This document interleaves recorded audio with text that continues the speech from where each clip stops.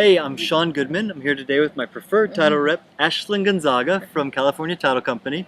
Ashlyn is just a wealth of knowledge and a great member to have on my team. So what title is your ownership in the property. And when you purchase a home, Ashlyn will help you with the title insurance. Ashlyn, can you just describe a little bit about what protection someone is getting with title insurance? So when you purchase title insurance, we want to make sure that your rights and interests of the property are free and clear. And we want to make sure that the transfer of title, basically the transfer from the previous owner to you as the new owner, takes place correctly and efficiently. And so we want to make sure that the previous owners, don't owe any money to the court. There's no judgments, no liens. We want to make sure they paid all their taxes, and that's the type of stuff that we'll make sure for you. And there are two different types of policies. One is the homeowners, which would be you as the homeowner, and then one for the banks, loans, stuff like that, which would be the lender's policy. That's great. Yeah, I think it's important because your auto insurance and everything, they're assuming risk, but what you're doing is protecting against that risk in the beginning. Correct. And we take everything down to the T. We'll make sure every little thing is clear for your clients. That's great. Just really giving you a nice peace of mind and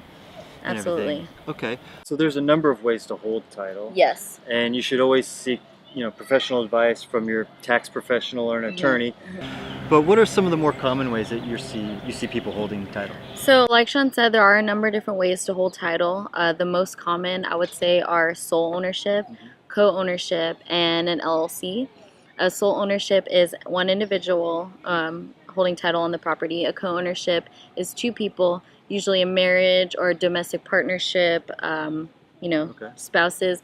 And then an LLC would be a corporation or under a company's name. Great. If someone's planning to sell their home in 2 or 3 years, they can save a significant amount of money by just purchasing what's called a binder policy. Ashlyn, could you just explain a little further what a binder is? So a binder policy is a temporary contract and agreement with the title company that they will issue a specified policy rather than the regular policy if they know you have intentions on selling within a 2 to 3 year time period.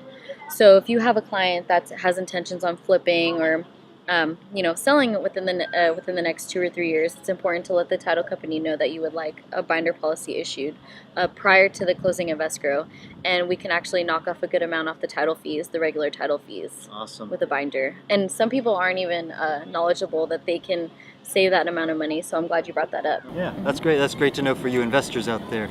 What are some things people should be aware of to avoid any mistakes when buying or selling a home?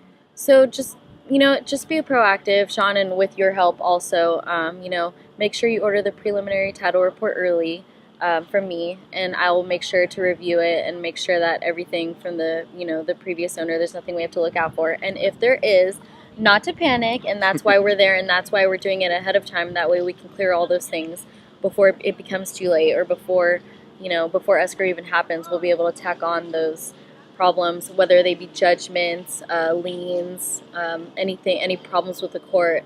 We'll make sure we tackle those head on ahead of time. And actually, another thing too is we have 4 different underwriters with California Title, so we can actually shop for the best rates if need be.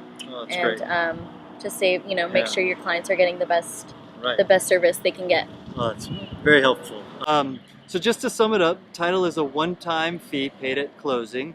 It can be passed down to your heirs. It's something you should always purchase just for peace of mind, even if you're buying land or new construction, because the land itself may have issues with it, maybe encroachments or easements or liens against it that you weren't even aware of. Absolutely. So, yeah, so thanks for watching. If you have any further questions, please feel free to contact me. And thanks for being here, Ashlyn. Yeah, thank you, Sean.